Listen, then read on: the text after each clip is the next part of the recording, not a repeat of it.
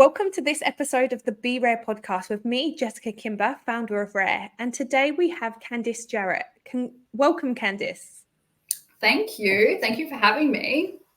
Thank you so much for coming on the show. I've been super excited to get you on. I know we speak very regularly about the whole world of recruitment and business ownership. So yeah, super excited to hear all about your journey and your story and all of the value that you'll add today as well. So I wanted to kick off with talking a little bit about your newfound business, Neish People. So yeah, tell me a little bit about how you got started with your own agency. Oh, thank you. How I got started. I worked in recruitment previously for a year. I took a career break. So I'm actually an urban and environmental planner myself. So town planner, urban planner, lots of people have different terms for it. But I worked in private consultancy for 20 years in Brisbane as an urban and environmental planner.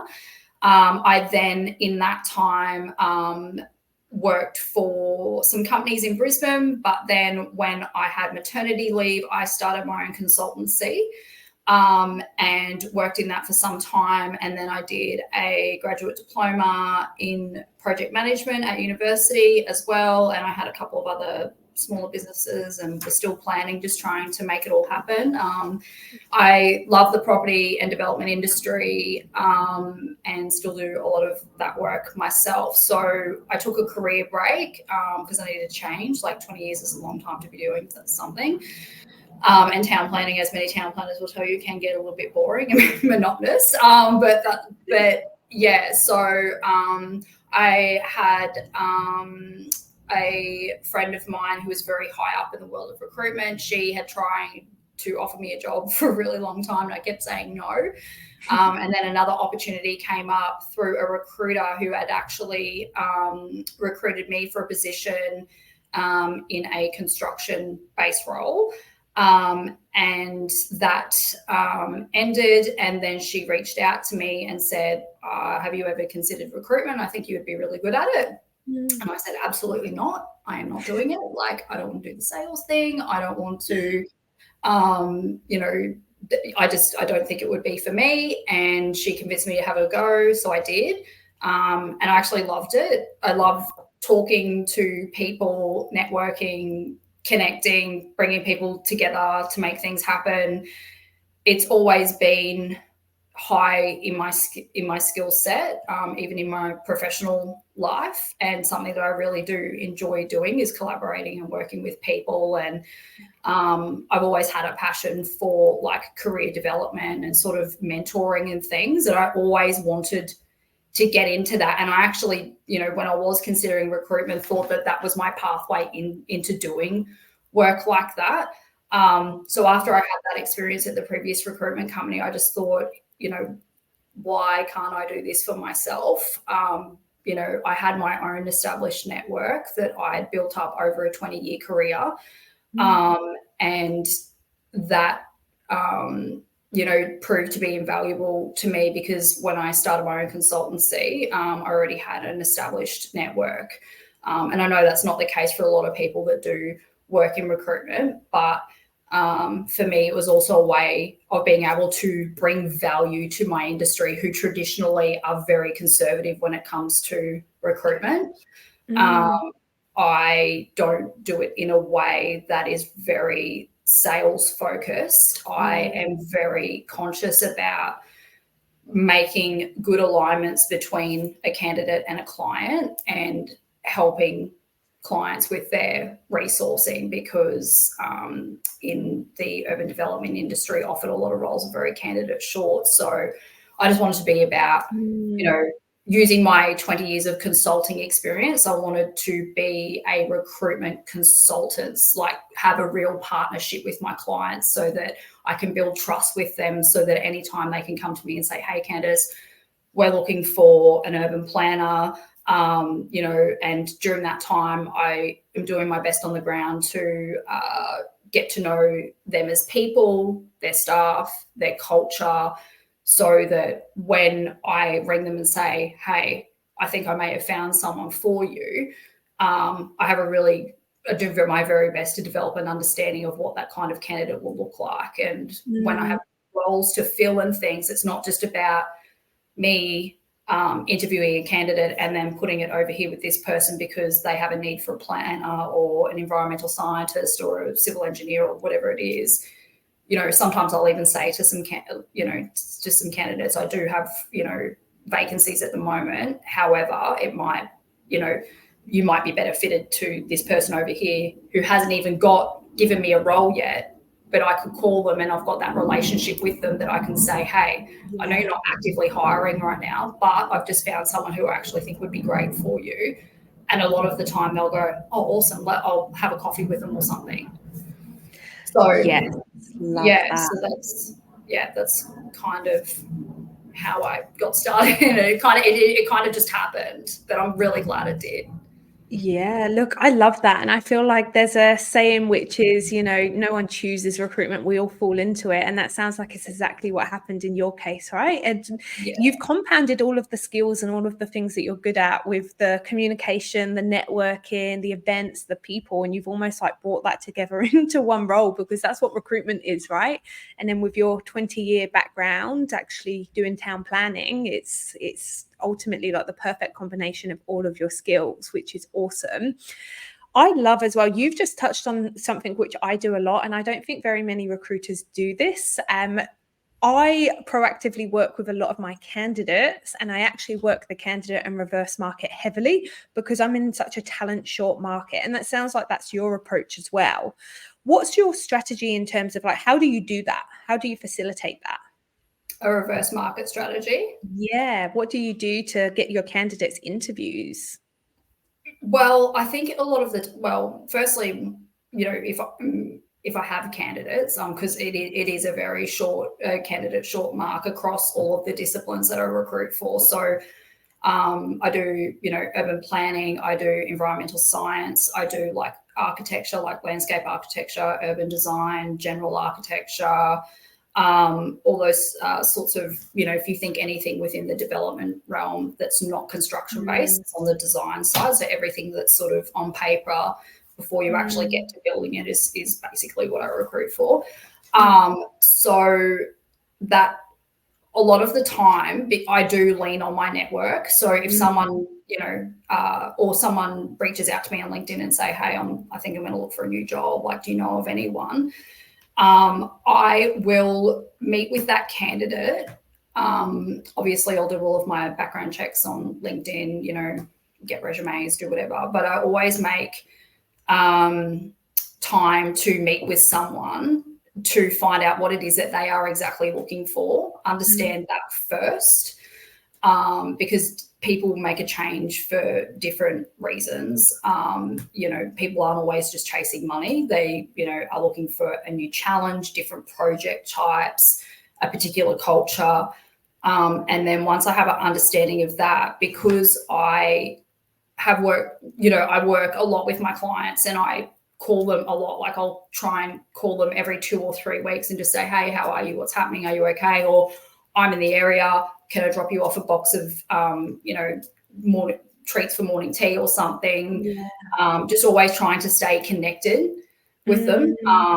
And, often, they'll tell me what's going on, or if they're getting new projects and things like that, then I know that they are going to have an upcoming need or things like that. So I'm always on the lookout. So when I do have a candidate, like a reverse marketing strategy is I really try and identify what that candidate's strengths are and then try and align it to the clients that I have. If I don't think it's a fit for any of the clients that I do have, I will then use that as an opportunity for business development, do some research on some companies. I really research really hard. I don't like to just ring for no particular reason and just say, hey, I just happen to have a town planning candidate, saw your advertising on Seek. Do you want one? Although I will check that. But then I try to find out who it is and what they're up to. It's just, I think with reverse market, it's really about research and it's finding a good alignment between the two. And if it's a new client, it's a great BD opportunity.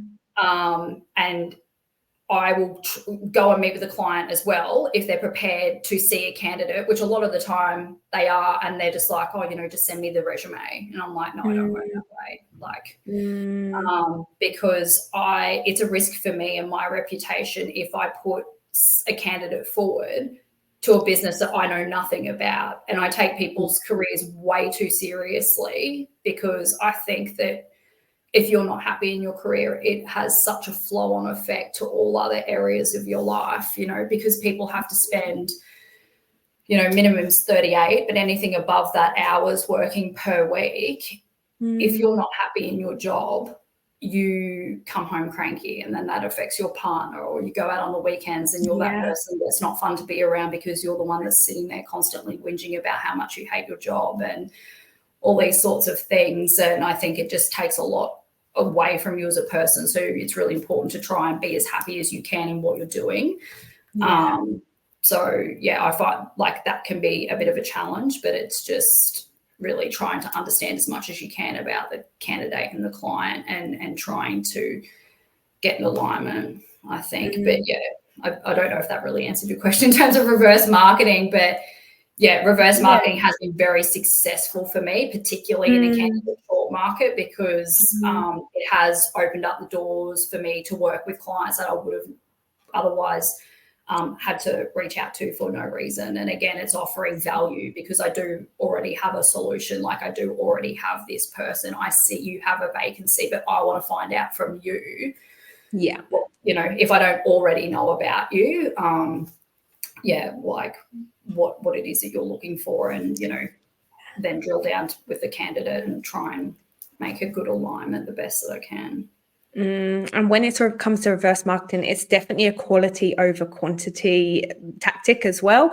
Where I do see a lot of recruiters go wrong is they'll just mass mail to whoever's on their database, and it's not personalized. They don't know anything about the businesses. They haven't bothered to research the businesses, and then they wonder why the strategy doesn't work. But this is where it comes back to basics. This is where it comes back to market mapping, knowing your market, knowing who the players are, knowing the players' values and differences between the businesses and why someone would work for them, and then making sure that that culture alignment is there as well, because ultimately that's what people want. And I think you're in a talent short market exactly the same as me. Great candidates will have choice, and in terms of the job itself, the job's probably fairly similar company to company, obviously some variations, but the role type, the duties, if you were to read a job advert, is fairly similar. Where people get the real buying is the company, the brand, the long-term opportunities. And as perm white collar recruiters in a talent short market, that's our missing link. That's where we add value to both the clients and the candidates, and we give them that access to opportunities or candidates that they perhaps wouldn't have got off their own back. And that's why people pay us as well, isn't it? Ultimately for our networks and our access. And that's also something you've been mentioning a lot, like networking for you is so important. And same here, because without your network and without your access to these people, then where's the value, So I know you're very much into your events as well. So do you do in-person events, virtual events? Like, talk me through what type of events and how you network with people. So I network with people a lot via LinkedIn, and from that, I have been asked to speak at a couple of events so far. I plan on doing a lot more of it through my own business. And I've engaged with some industry body groups that I'm going to be doing some more work with, hopefully throughout the year. So just recently, I did an online seminar for the Planning Institute of Australia. They have a subgroup called the Women in Planning Network, and it is a subcommittee particularly for women in the planning industry, and they were doing a development series on soft skills. So they asked me to present on the topic, Know Your Boundaries, which was a challenge for me because previously I have not been great at having boundaries for myself. But yeah, like I've certainly learned that I really needed to, not just from doing that, but from a few years prior and a few other things. It is really important. So I was happy to hopefully share some value on that to people on all levels. It's not just about whether you're starting your career. There are women in very high level positions that just, still struggle with it, and the whole work-life balance. So that was really good. Like I was really happy that I could present on that. So that's the first online seminar that I've done. I definitely plan on doing some more with through Neish People in the new financial year, which I'm really excited about. And I have also gone to a couple of student events. So last week I went to an event organised by one of the university student groups in Queensland, and it was called Networking 101.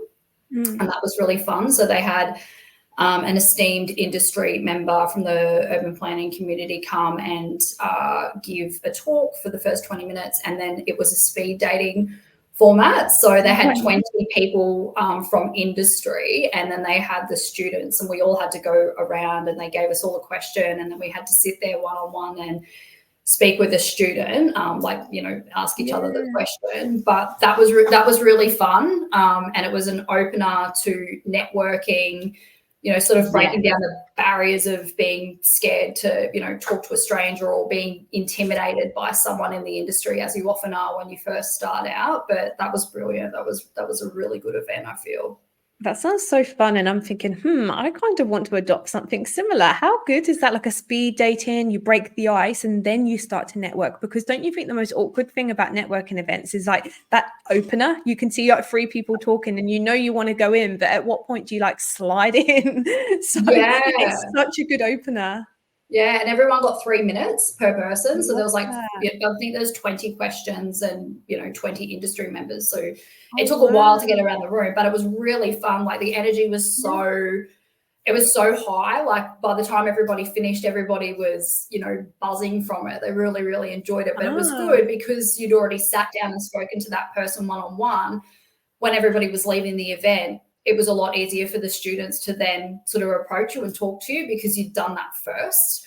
I think if we were all in a room standing around waiting for someone to talk to each other, it would have been a bit different. But it was actually quite interesting from a professional perspective, because looking around the room, you could see how many industry members would talk to each other and network with each other and who wouldn't. Because there was people there that knew each other, and there were definitely people that didn't, all from competing firms and things. And I thought, it was just interesting to witness that dynamic as well. I don't talk to everybody. Yeah, of course you did. I love that. I love networking events. And you know what I love as well? What that does for your credibility. And I know you're going to get shy when I say this, but you are an industry authority in your space. Like, your industry that you recruit inside out. And I'm not trying to embarrass you, but you've done the role. So just off the back of that, you understand the depths of the positions inside out. And now you have got a personal brand on LinkedIn as well, and you're posting online, and you've got that network and your community groups all on your LinkedIn as well. So you're getting these opportunities for the networking events. But then when you're attending them, the credibility then starts to skyrocket as well, right? Because you're there, and people then start to know your name, and it's brand awareness. Like, your experience with that whole brand awareness side of things and the credibility, do you find that attending the events it actually works? It does just that for you, and you do build that name for yourself? Yeah, absolutely. Like, I would encourage anybody in any industry in recruitment to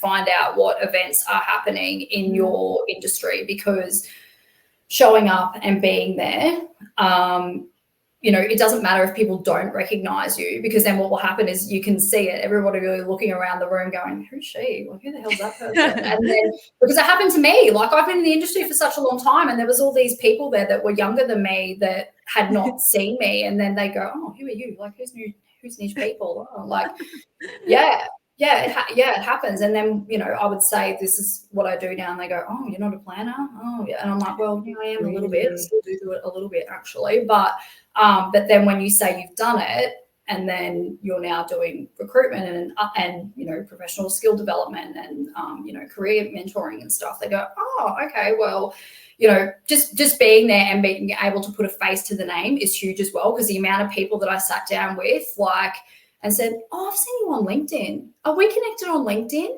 Oh, like, yeah. So there's definitely a lot to be said. And then, you know, because if you're the person from behind the screen that's now the person in the room, it breaks down that barrier. And people will relate to you more and feel like they can approach you a lot more, whether it be in person or on LinkedIn, because then that becomes an opener, doesn't it? You can send someone a message and say, hi, I saw you at such event last week. It was really great. I see we're already connected on LinkedIn. You know, hope to see each other again in the future. Yeah. You know, that's all it takes. Or, you know, I don't get to go to these industry events very often, or I'm not, you know, only just started attending them. Is there any others that you would recommend? Yeah. Because then you're showing your interest in your community. Yeah. And, you know, just by showing up, and then you'll learn things at those events too. And then you can use it for content later and continue to add value to your industry that way, which I think, you know, is really important, like being able to value add to your industry.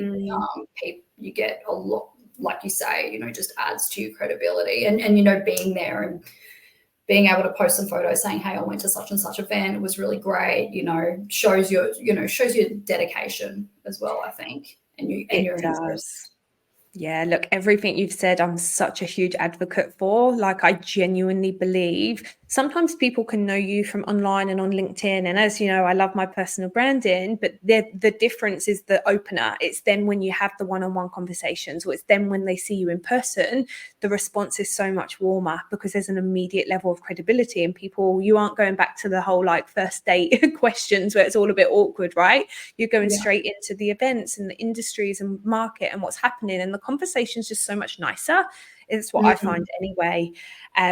But let's reverse back actually to like the personal branding, the things that I guess get you in the room or build that credibility in the first space, because you've had a lot of success through your LinkedIn personal branding, haven't you, in the last 12 months or so? Yeah, I have, definitely. And, you know, while we're here, I want to thank you for that, because it was through Meta Brand, now Raire. I did that personal branding course. And when did I do it?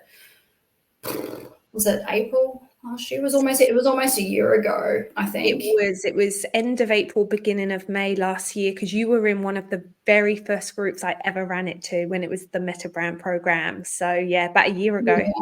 Yeah. And it honestly was game changing for me. Like, doing, you know, following your steps and your guides and being able to put all of that into place, because, you know, I was one of those people where I was like, oh God, I can't think of what to post today. Or I can't, you know, but having that structure there, because I work very well with structure, and taking the thinking out of it too. Like, you know, when you're busy and you're doing all of these things, it's just another thing to think about. And then that's what stops people from doing it. But the more regular I got with it, the more emails I was getting, the more, oh, I saw you post on that. Oh, you know, I saw that you are advertising. Have you got anyone else? Like, it was, it was the best thing I did, honestly, for myself. And I paid for it myself. I sorted it out on my own, because at the time I was building a desk. Yeah. In a business, and I had no recruitment experience. Yeah. None. I did not know what that meant. So for me, I was sitting here thinking, how am I, like, besides having an already established network from my career, I'm like, how am I going to talk to people? Like, how am I going to get out there? How am I going to do this? And so you know, already had a heap of connections on LinkedIn, obviously from you know, my professional career. But when I started, you know, using the personal branding to add value and put messages out and say, hey, I'm recruiting for this and whatever, that really opened up the doors for a lot of connection and a lot of exposure to my industry. So it was absolutely worth it. Like, I do not regret it at all, and I still use it all the time. Yay. I've been a bit quiet lately, just because I've been a bit busy getting Neish People out of the ground. But going back to daily posting, I've already scheduled my post, which was one of the hot tips, which takes Proud a lot of you. Yeah, I know.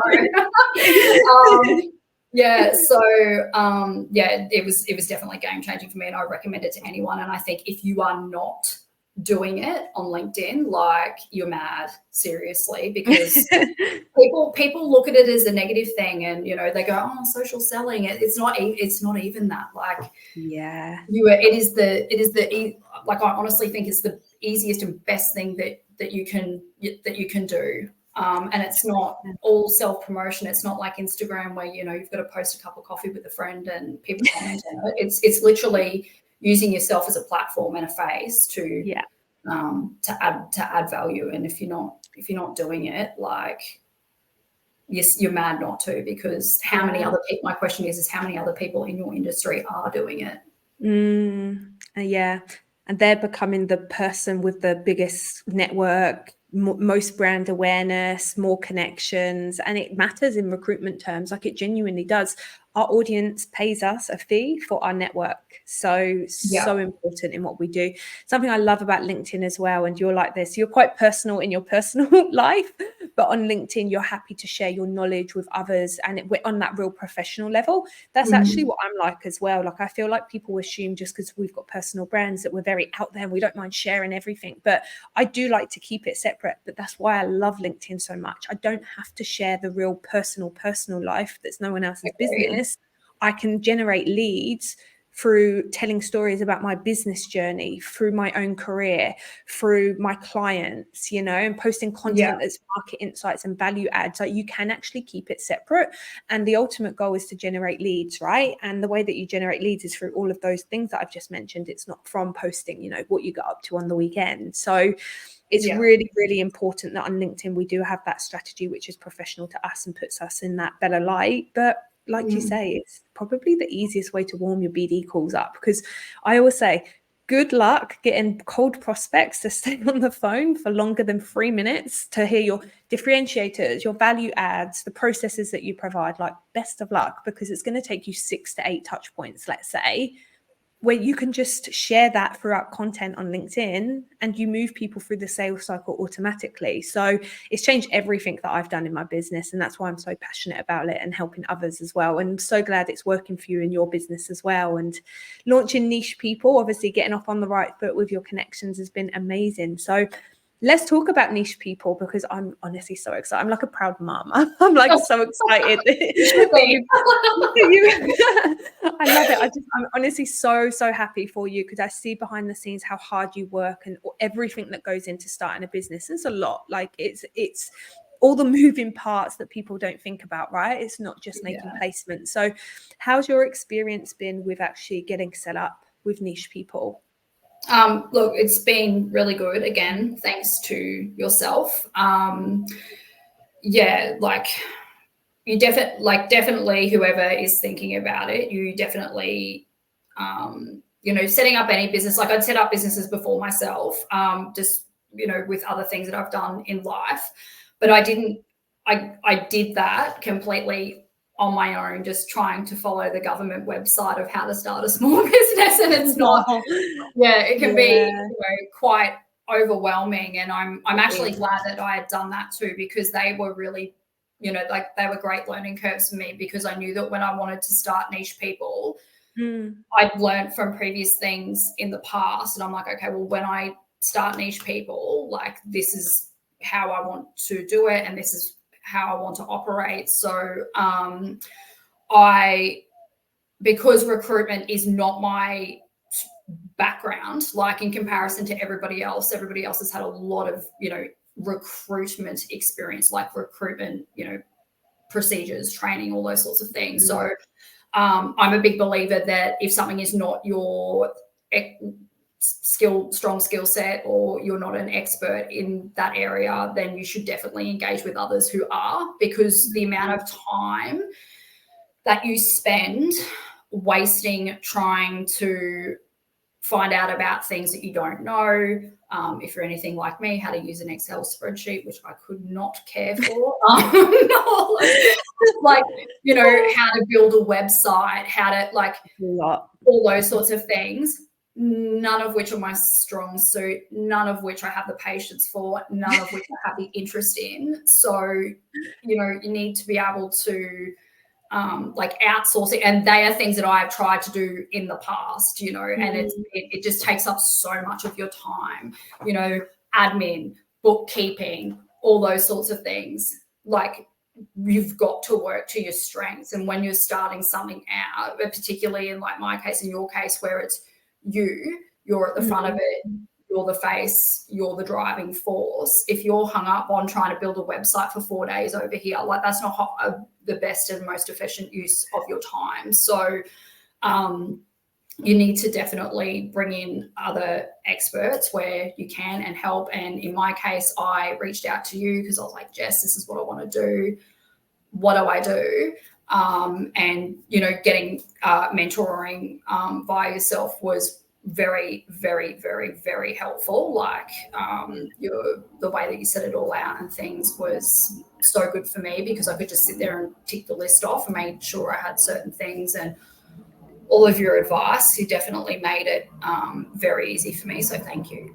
You're so welcome. No, honestly, it's a lot. That's why I've got my blueprint that I provide. I'm like literally everything in order: website, logo, you know, URL, handles, social handle, like everything that you would need. It's like tick, tick, tick, tick. Because otherwise you spend a month thinking about this stuff, and it's draining. Yeah, and some of the things I did find really helpful, like, because, you know, doing all the standard things I already kind of knew, but then when you're like, oh, you should reserve your handles and you should do this, I was like, oh, yeah, I didn't even think about that. Because it's true, like, if you start 6 months down the track and somebody's taking your handle, then it's like, what are you going to do? But there was definitely lots of prompts on there for things that I didn't think about. So that was excellent. Like, very, very, very worthwhile for sure. Yeah, look, I'm so glad. And you're just, I guess it's still such early days, isn't it, that you've been running, so finding your feet. But how's it been so far in terms of reaching out to, I guess, prospects and clients and candidates and going live on LinkedIn? Have you found that transition to be fairly easy from being employed, or has it been a bit of a challenge to, I guess, get up and running and get out there? A bit of both. Like, it's not a challenge is how you seek it, right? Like, I'm not afraid of a challenge. I love a challenge. So bring it on, I say. But if it's something that you definitely want to do and that you are really passionate about, you'll do whatever it takes to make it happen. And that's kind of what I've done. So, starting out the year didn't go quite to plan. I had a few personal things happen in the background that sort of slowed me down a bit for hitting the ground running in the way in which I wanted to. So, you know, I didn't really sort of kick off officially for a little while, but it's been a really good transition. I definitely do not regret it. I'm loving every minute of it. I'm learning every day. I am getting some really great clients that I love working with. They're excellent. They're very supportive. So I've been very lucky in that regard. I've had some people that I used to work with refer me, which has been amazing.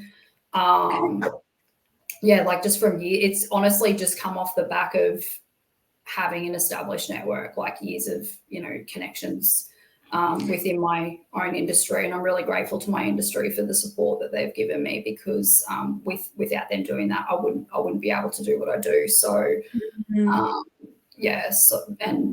just always want to be a person of value to them, because I'm still very vested in the urban development industry. So but I love it. Like, I actually said to my husband the other day, I'm finally one of those people that can wake up in the morning and I'm excited about going to work today. Like, I wake up and I'm like, get to do this and this and this and this today. And it's really, really, really happy. Yeah. Oh, I'm so, so happy for you. And I feel like as challenging as this journey is, you're exactly right when you say it's like if you want it to work, you'll find a way. Otherwise, you'll end up finding an excuse, right? And no Yeah. matter what you've had going on in the last couple of months, you've made it work and here you are now. And the journey's worth it, isn't it? Although very scary up front. I think, what was it?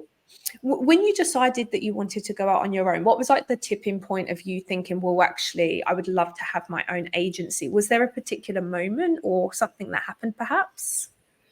I think there are a few things. Not having any recruitment experience and having like a consult and like knowing my industry, I knew that my industry has typically been very conservative when it comes to recruitment and seen recruitment as something they don't really want to pay for and they don't see the value in, because recruiters just want to charge them a big fee for not doing a lot of work and just, try and sell them stuff that they don't need, is honestly like the general impression of the industry. And I thought to myself, I want to change that, because now that I'm on the other side of the fence, I actually think that having a good recruiter is invaluable, because if you have someone that can take the searching, the ad paying, the hours of trawling through resumes that aren't even eligible half the time,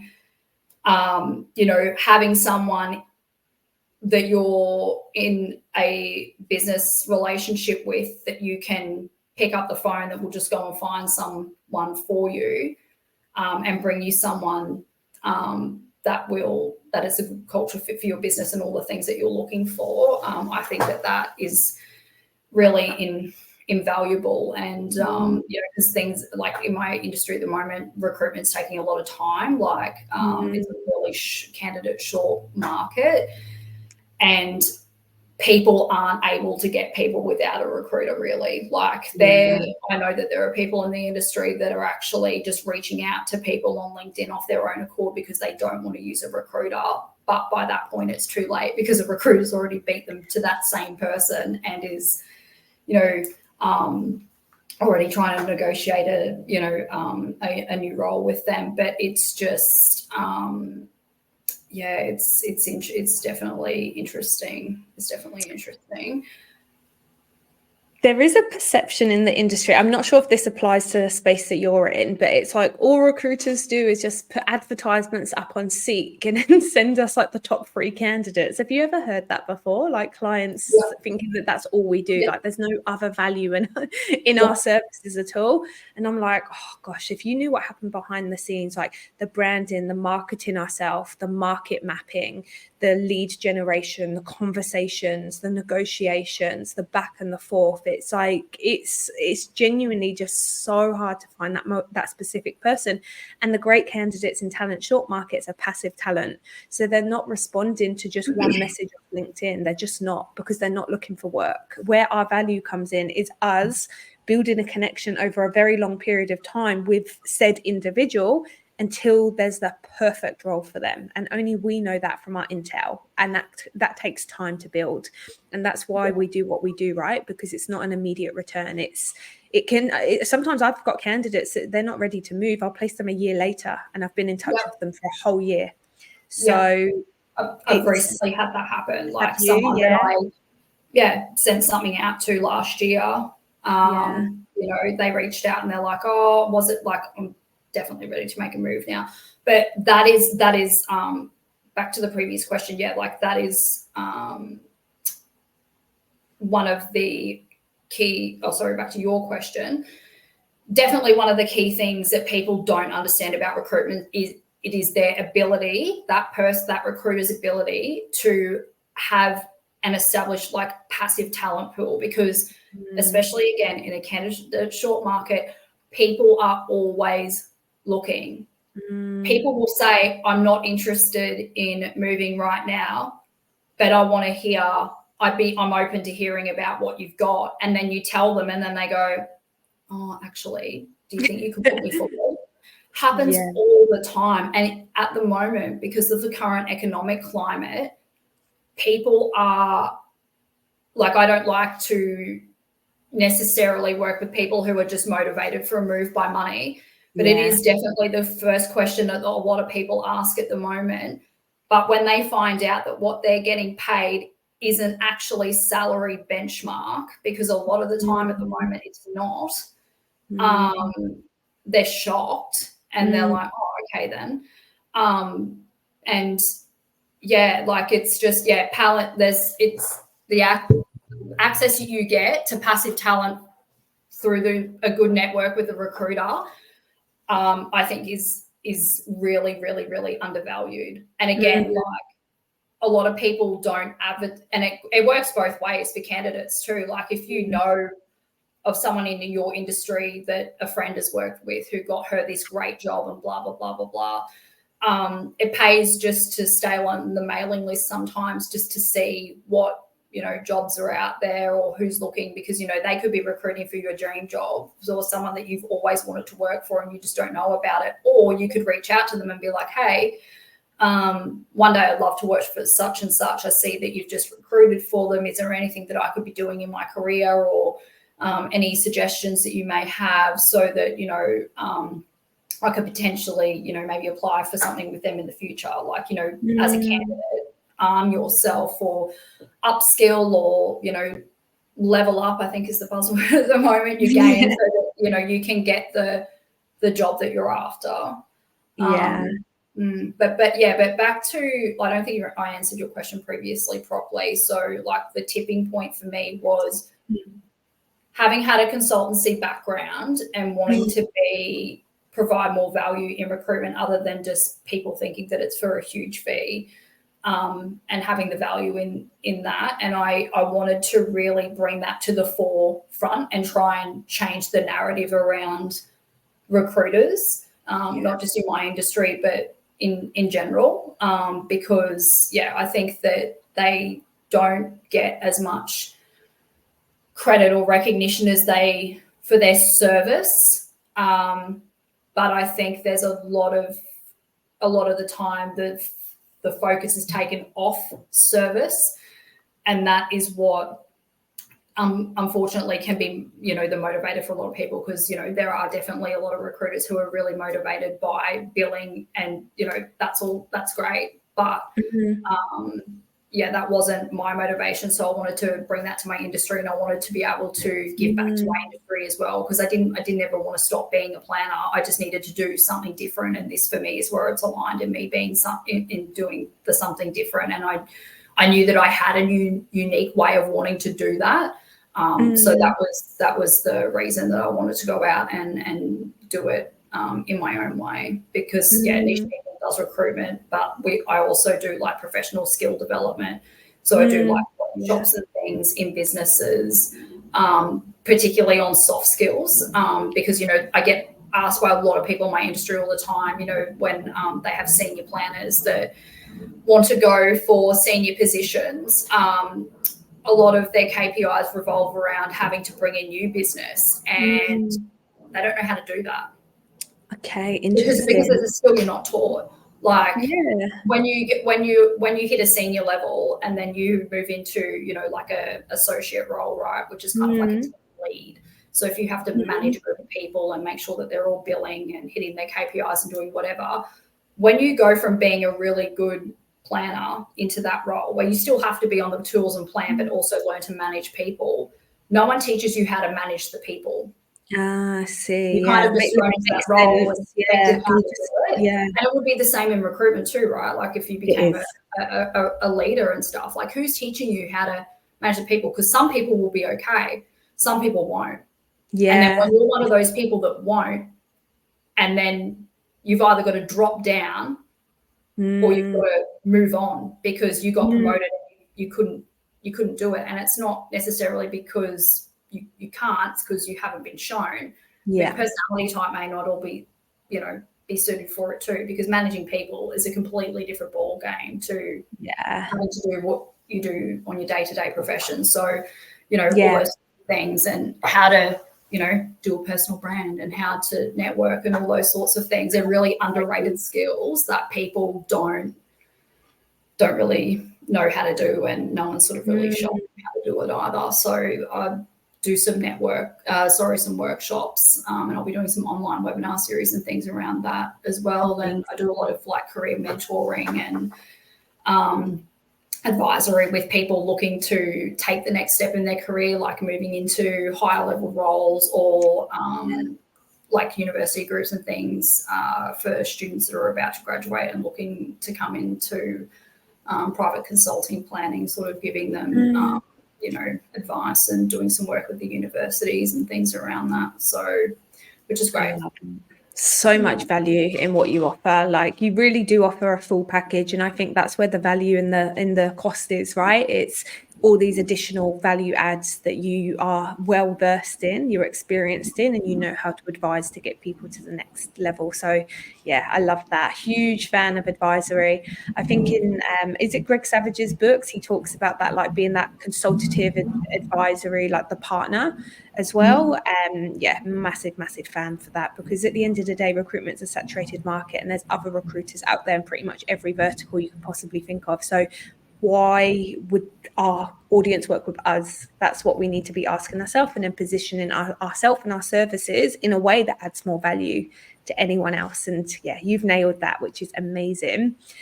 Something else I know that you're really big on, as am I, is the personal development side of things as well. So I feel like this comes across in everything that you teach, everything that you do day to day. But what's your experience in terms of your personal development journey over the years? It's been an ever-evolving one, I think. Yeah. Yeah, it's so, I was going through, like, I've always been like, as a lifelong learner, like I love to learn no matter what it is. So I'm always reading, or, lately listening to podcasts or audiobooks, or, if there's someone doing something, I want to figure out how to do it. Like, how's that person doing it? What have they done? Always trying to put pieces together and figure it out. I don't always like absorb everything, but I think when you're on like a personal development journey, it is so easy to get caught up in, oh, this is the book that everyone's reading at the moment. You've got to do this, and you've got to be able to apply every single step to your life. But I think it's just when you are, I don't know about you, but sometimes when I read a book, Atomic Habits, or, something like that.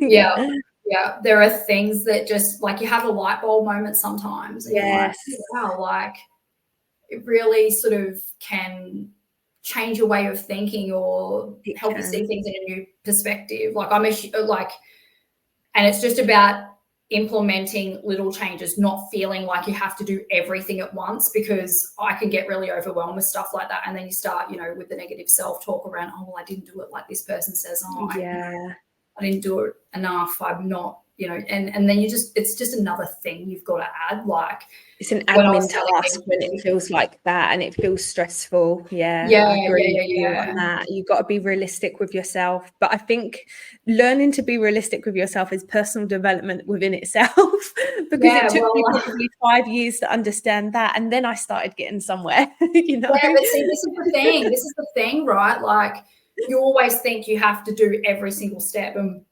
one of the things I spoke about in my boundaries seminar is you have to let go of perfectionism. And I know, to all of the perfectionists, that is literally going to stick a knife in their heart. Like you know what? We're being punished for doing a good job. but like, you just, things aren't perfect all the time. You're not going to be perfect all the time. I used to think if I was going to do something, would have to do it every single step on that day. Has to be just right. But I've recently shifted my mindset, because I've had so much going on, into 1% better every day. If you can just make one thing better every day, instead of feeling like you need to do everything that in the 400-page book that you just read right now when you wake up tomorrow morning, and then you read another book the next week, and then that contradicts that, and then you hear something in a podcast and you're like, oh gosh, I need to do that too. Like, it's just too much. And when things really resonate with you, they really resonate. But again, like, it's a lifelong personal development shouldn't be something that you feel like you have to do. It should just be like, expose yourself to it, take from it what you can or want, and just, you know, and it will come into your, like, it will, you know, or make a plan to implement it, or, you know, assess where in your life things definitely need to be improved. I'm a huge fan of a woman called Lorraine Murphy. So she's actually based in Sydney. Yeah. Like, her book, Get Remarkably Organized, like, from someone who previously and still struggles to this day with being super organized. I can say same. It's because you're a business owner. You can't be organized when you have so much happening. I've learned that over the years. I try my best, but you can't do everything. You just can't. Yeah. And that's the thing. Like, that's when I say, like, stop trying to be perfect all the time, because it's not realistic and it's not healthy. When you have so many things going on, it is actually impossible to think that you can master everything. You can't, because that, or you'll, you know, end up very mentally unwell, because it's just, you can't sustain it either. Like, burnout. And burnout is very, very real. You know, pushing yourself too far to try and to be all the things to all the people. And if you're someone like me who's like, don't tell me I can't do everything, I definitely was that person, and I just took on everything, and in the end it had significant health effects for me. I ended up in hospital and many other things. So, but you learn over time. Personal development is things you learn over time. And, you know, you don't necessarily go seeking that level of improvement for whatever it is that you're feeling you're not winning at, unless something in your life happens. You know what I mean? It's often a trigger for something that happens, that you'll pick up a book or you'll listen to that podcast because something in your life is happening for you at that time. And then that's when you'll have that moment of, oh, okay, well, maybe that might work better. Or, and, you know, it's just about, it's just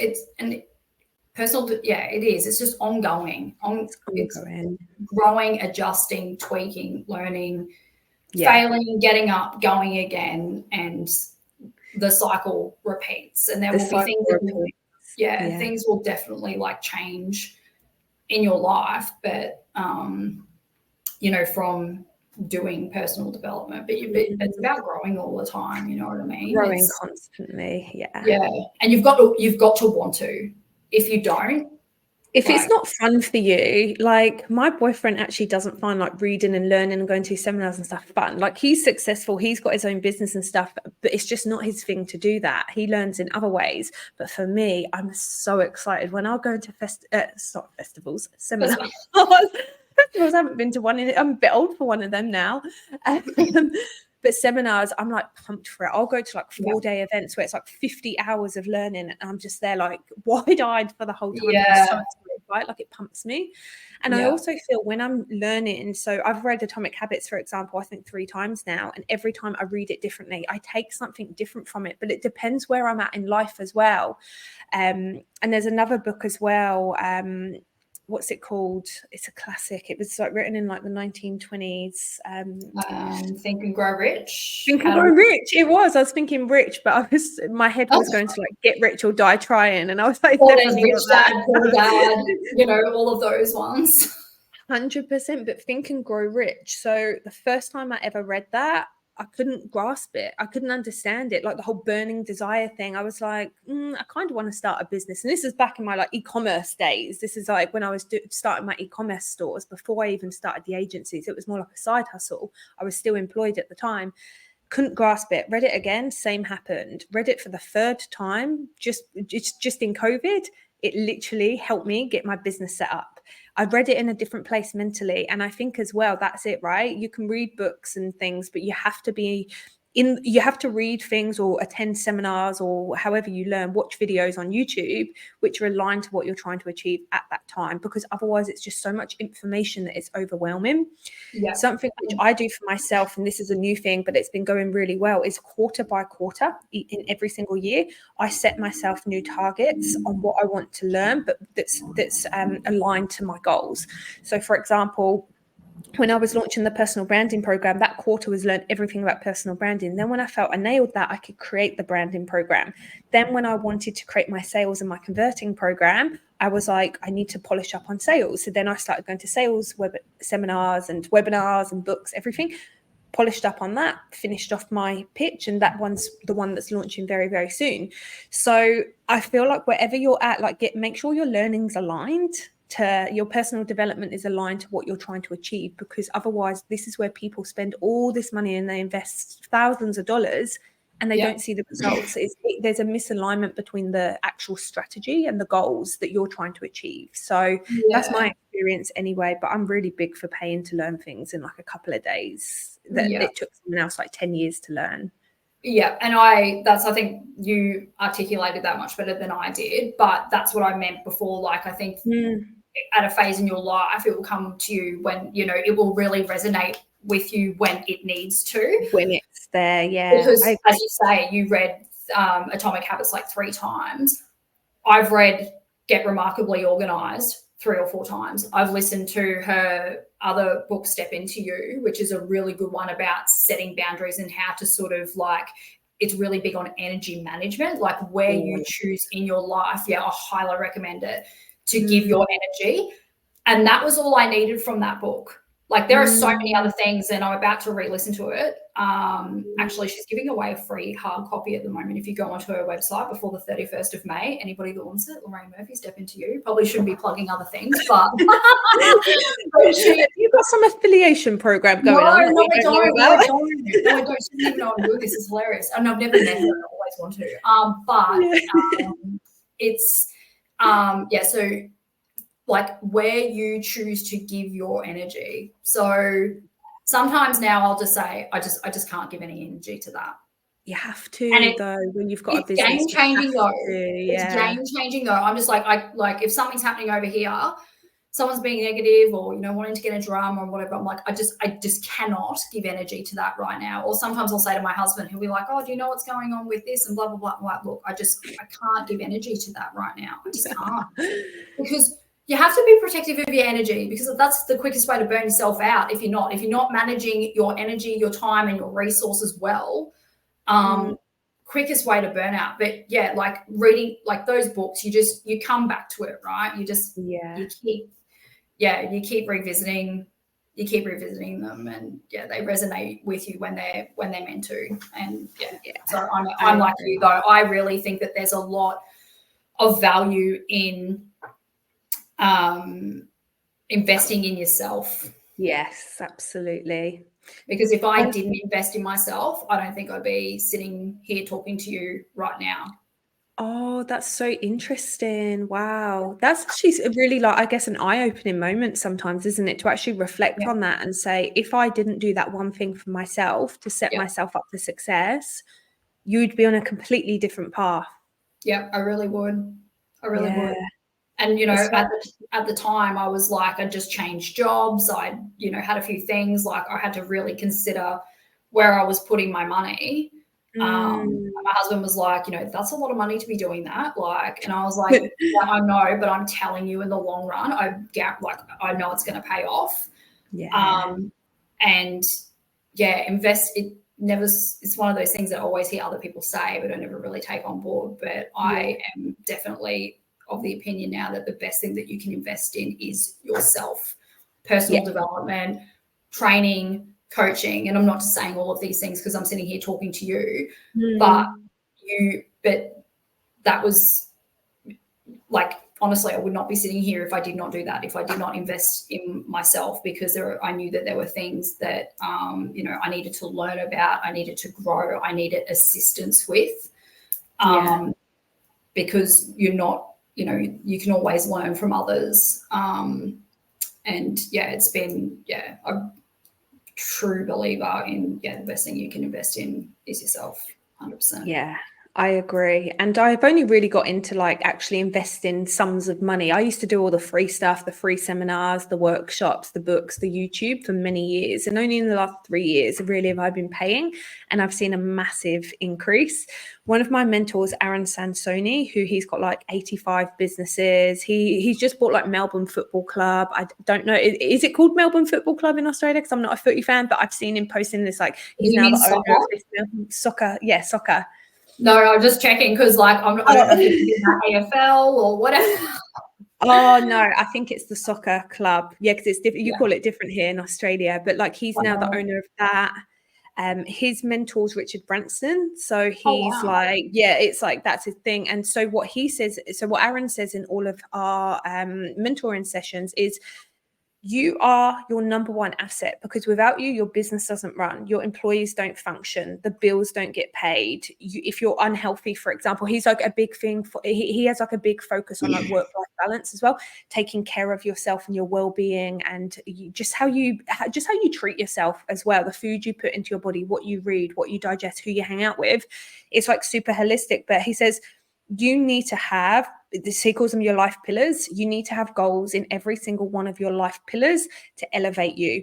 Because if you're not investing in each of these and one slips, what then starts to happen is you get stressed, you get overwhelmed, you get burnout, and then the other areas start to lose momentum as well. So you always need to make sure that you're looking at your life pillars, seeing yourself as an asset. And he has this like asset versus liability chart. So what an activity he gets us to do is write down all of our assets that's good about us, and our liabilities, things that hold us back. And then he gets us to balance our balance sheets. So that's part of his mentoring. Game changer, because it's so true. Because if I'm like, right, okay, I know a lot about recruitment, but I perhaps don't know how to build my personal brand on LinkedIn. Well, write that in the liabilities column. Just go out and learn that then, because everything can be learned. You just need to understand for yourself what those pillars are, what those milestones are, and you can break through. So yeah, look, huge fan. Everything he's taught me. The only reason I've got the Raire app, the online programs, is because of Aaron. I never considered it. I was just happy running them one-on-one and like in person, like training events, group training, etc. He was like, why have you not got this online? Why have you not got another stream to scale globally? And I was like, yeah, it makes sense. Like, now you've said it, I wouldn't have done that without him. And it's just the money I paid him I've far exceeded that in the revenue I've now generated off the back of the online programs. So it's worth every dollar. I agree. Different situation, but yeah, every bit of money I've invested in myself so far, I do not regret.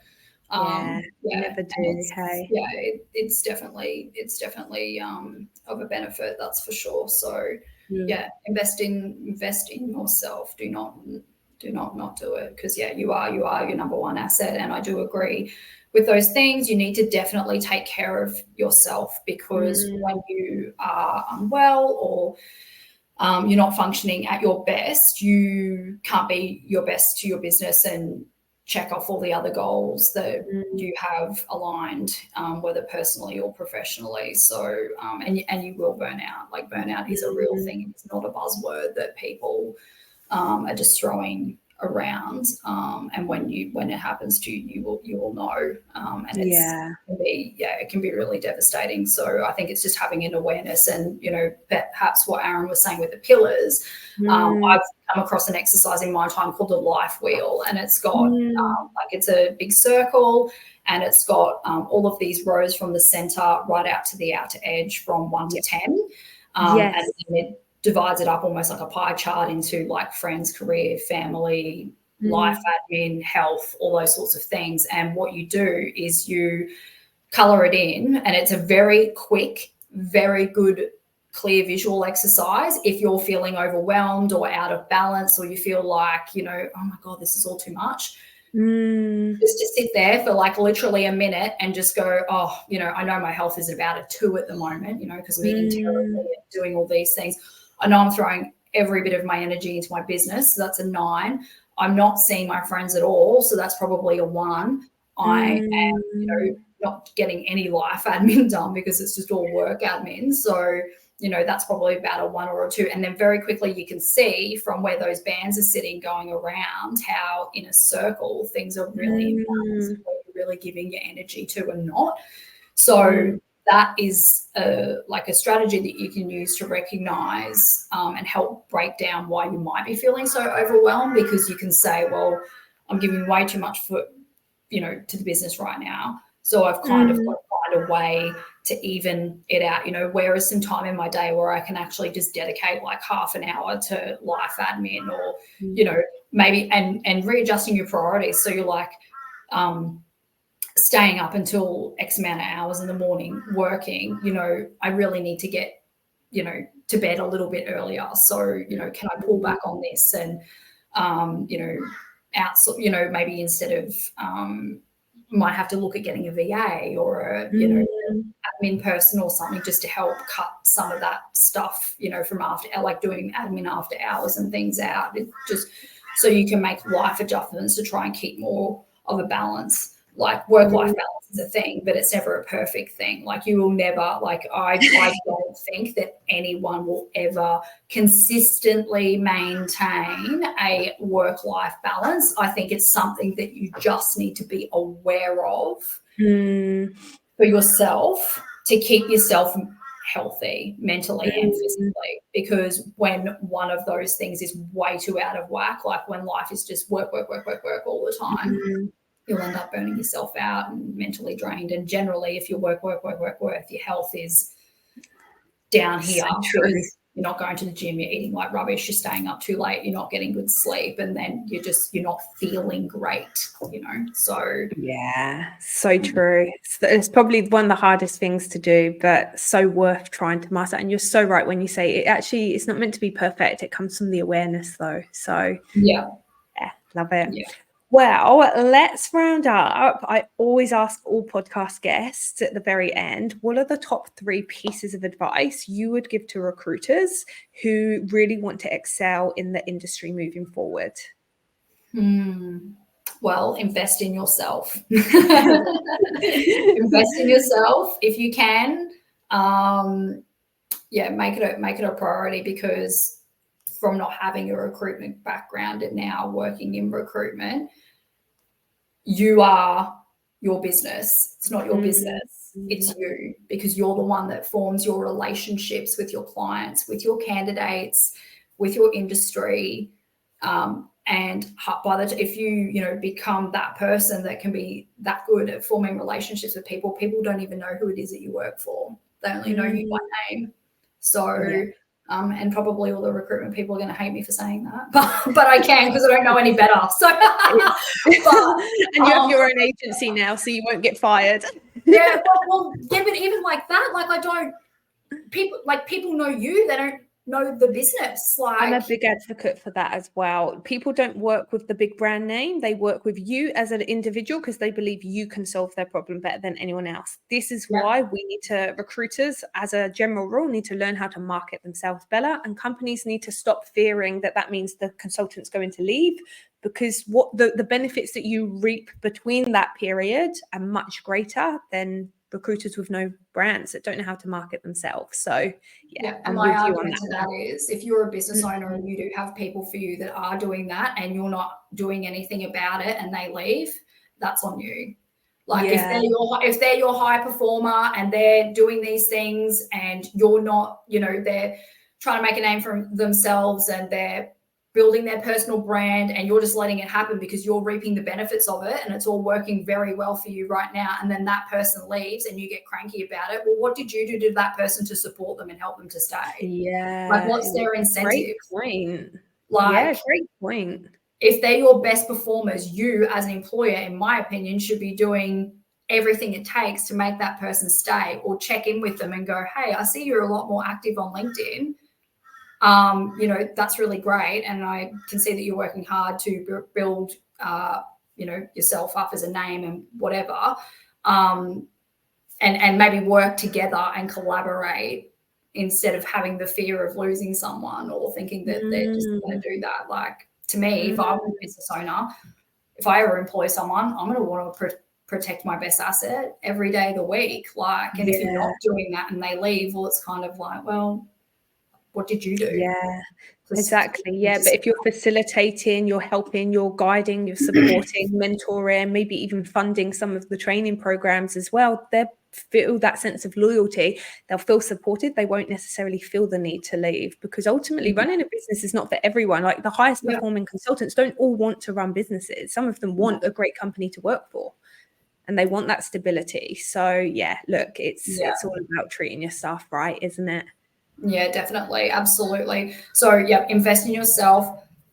Definitely work on your personal brand, because not just yourself, but within your industry. Like, do the networking, go to the events, find out who your industry body is, follow them, reach out to them. A lot of the time, which I didn't realize in some parts of my own industries, like you can actually be a member of an organization as you can have like an advisor membership or an affiliate. So you don't have to necessarily be within that profession to be a member of that organizational group. You can be like a non-professional member. And then if you tell them that you're a recruiter who specializes in that industry, they will give you, like a lot of industries will do like a non-affiliate or non-professional membership. So look into that. Yeah, because a lot of, like in my industry, there are a lot of organizations, particularly in environmental science, that I didn't realize did that, that do in there.